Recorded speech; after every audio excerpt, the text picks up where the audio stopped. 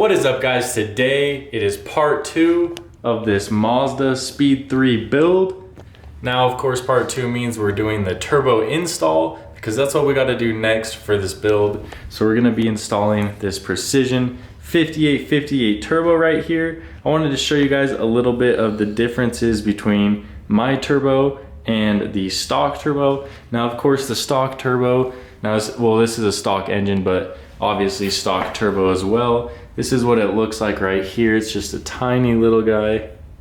That's how big it is compared to my fingers. This one has a tiny bit of shaft play as well, so it's probably no good, but this is what the turbo assembly looks like. You got your manifold right here, and then it's got this 4-bolt pattern, which isn't horrible, but it does definitely suck. If you're trying to change this in the car, good luck, because these two right here are incredibly hard to get to. Like, it is just, could you imagine trying to get a tool down here, and if that's all rusted and tight, it's basically impossible. That's the worst part about having a stock turbo, is just the maintenance of ever changing the turbo, like if your gasket blows out right here or anything. But other than that, this little turbo is not too bad. Of course, it's sitting in the stock location. This is what's referred to as a stock location turbo because it's just, you know, where they put it at the factory. But my turbo right here is known as a top mount turbo, because what it's gonna do is it's gonna sit on the top of the manifold. See, that's a manifold I'm rocking right there. It's a 16W Fabworks manifold, but the turbo is of course just gonna sit right on top, and then it'll be obviously, you know, shown there. We're gonna have our intercooler piping going straight down in that hole right there, because of course this Mazdaspeed 3 is front wheel drive, not all wheel drive. So unlike my Speed 6, which was the last build I was putting this engine in, this hole would not be there. There would be a transfer case right there, and then a drive shaft that goes back through the middle. So since we have that hole, we could actually have our turbo sitting right on top, and then it could be clocked downward, and this pipe right here is gonna be going in that hole. So of course this angle that I've got going on here, this 90 degree, is not gonna work. I'll probably chop it like right here and then do a different setup, but that is actually one of the main reasons why I wanted to switch to this chassis, the Speed 3 instead of the Speed 6.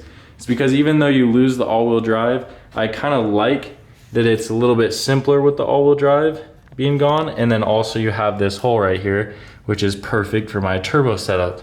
Because I'm all about having a clean engine bay, and obviously the engine itself is pretty clean, but there's a lot of cleaning up to do. So we're gonna get the turbo on, make this thing a little bit closer to being done, and then part 2 will be over with. First thing we gotta do is get this clamp right here. Then we gotta put the clamp on first. Now I used to be putting it this way, but I think it's gonna be best actually this way. Yeah, on the ground I meant. Be right back. I decided to put it on like this. So as you can see, the clearance right here is extremely tight. That is the only bad part about this manifold, is that this clamp right here is a pain to get on. See how it gets stuck right there? Well, it's like lopsided, but I'll hammer that part in. But basically it gets stuck right there. That's the worst part, but I decided to orient the clamp right here so that I could spin this part easily. But now the turbo is gonna sit right on top of that flange right there, and then she'll be good to go. All right, we gotta put this thing on. Let's pick it up with one hand. It's gonna be heavy. Oh yeah. Put this guy gently, don't drop it. Expensive. Okay. Chill. Yes. The one hand. Okay, it's gonna have to sit there for now. You guys gotta like this video because I'm doing everything solo. I'm filming and installing the parts solo. I mean, come on, who installs their parts one-handed? I'm just making it harder on myself, but I'm doing it for you guys, getting the content. So be sure to smash that thumbs up button. I'm getting to it. We got to get my turbo onto the manifold. So that means picking it up and just setting it on there basically.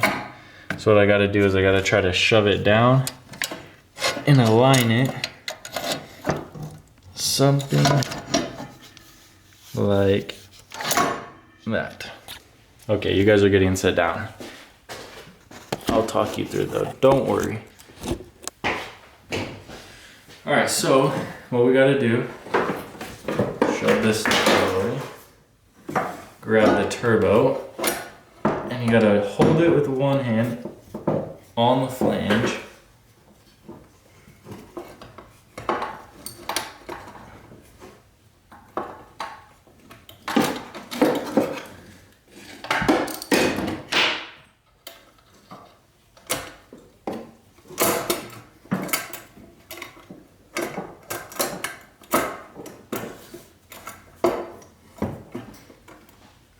Alright, so as you can see, it will do like this rotation, but it's stuck in place, which means it's on the flange, and I'm holding it with one hand. So while I'm holding it with this one hand, we got to tighten it. And once it's tight enough, then we should be able to let go of it. And see how it looks. There it is. It's starting to get a little bit tighter. So now I should be able to let go. It's almost completely tight, but as you can see, I can still move it a little bit, or a lot. There we go. It's a little bit tighter. Now, I should be able to get a good view of it. As you guys can see, it needs to be rotated just a little bit. Something like right there. Oh, that's looking much better. So that's literally how hard it is to install it. It is one freaking clamp and it's insanely easy. So now that the clamp is on there, what I gotta do is get this oil feed right here, just super easy. And then there's the oil drain down here, which I might be able to get actually. I could feel it. Oh.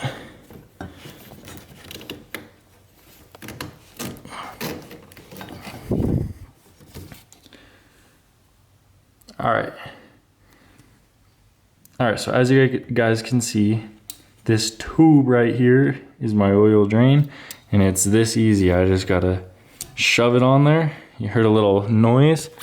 It's now on there. Oil drain is done. So now literally I gotta put my intake on, oil feed, which is this guy right here, and then I gotta do intercooler piping, which the intercooler piping is going to be a video on its own, but I'm obviously going to have to clock the turbo, so I'll show you guys that, and then I'm going to have to get down in that hole somewhere. So I'm going to have to figure out how to get that pipe literally down in that hole so that it's just going straight down. And then what that means is it's going to go underneath the engine, and then right here is where it's got to go in, so it's going to have to go under and then just straight up. But this is supposed to be a better route than trying to go over transmission and then something, or trying to go over the top, which is what stock does. Normally you just have this clocked upward and then you have a pipe going over, but it just looks horrible and it's not nearly as cool. So now I'm gonna get this oil feed on, the intake on, and then this video will be over. All right guys, so this is the oil feed. Now of course the oil feed comes from down here. It just goes from the block. It's not that important, but on Mazdaspeeds, this is where the oil feed comes from. And then of course you can route it either up, you can now route it either up and over, or you could route it around and down. I'm probably just gonna go up and over for now, because it doesn't really matter. The oil feed is so simple and so easy. One single bolt screw thingy. But yeah, so once this guy is on and stops struggling, there we go, holy crap. Once we get it on like that, we can position it however you want. Question is, should I position it like that, slanted, or should I position it straight up and down? These are the things that keep me up at night. I don't know what way my oil feed needs to go to look best, but we got a lot more work to do. Let's hurry and slap this intake on. All right, you guys, now for the intake install. this is just a 3.5 inch intake. It's just a basic tube. It's known as a HTP intake, but as you can see, it's got like this honeycomb filter thing, which is pretty nice. And then that's where the MAF is located. But it's basically just a simple 3.5 inch tube. That's it. Now what a stock one looks like, this nasty situation right here. So you got this, what's known as an inlet pipe, and it's this guy that sits on the turbo like that. And it's basically just a silicone 2.5 inch pipe with a little connection piece right here. So it sits on the turbo like that. It just literally sits right on it. And then freaking this box thing is what's known as the intake, or the stock intake. So this guy just connects right to that tube, and then freaking that's your intake. So that whole system right there is supposed to be an intake, and it's just this crazy system of pipes. This part is for the blow-off valve, which the blow-off valve does not need to be connected to that. You can actually delete this tube, which is what I did. That's what this little guy right here would be. So I don't run a blow-off valve, but even if you want to run a blow-off valve, you could just run it vent to atmosphere is what it's called. And venting to atmosphere just sounds way cooler, but some people don't like it. They think it's bad for the car, but basically it's not bad for the car and it's worth it. But I ended up deleting the inlet pipe and the intake and getting myself a big boy HTP intake. Let me show you how easy this is to install. Literally, it's the fastest and easiest thing. You grab it, you just shove it on. Hopefully I can do it one-handed. Oh yeah, that's basically it. Little extra shove right there, and she's on. So that's literally how easy it is, guys. You just shove it onto the turbo. Now there's a clamp obviously that goes there, but I'll do that off camera because that's basic knowledge. You just twist the clamp. But yeah, that's looking a little bit better. Of course, you'd put the filter there, and then I got to do my exhaust. But the next video is going to be the exhaust and figuring that out and what I want to do. I do have a few ideas for this intake. I wanted to route it over and kind of down in this hole or that direction. I think that could look pretty cool, but let me know what you guys think on the intake, if there's anything I could do to make that a little bit cooler. But it is so much better than this stock garbage, and I am pumped. Now we finally have a turbo on the car. We're a little bit closer. So stick around, guys, for the next video and part 3 of this Mazdaspeed 3 build.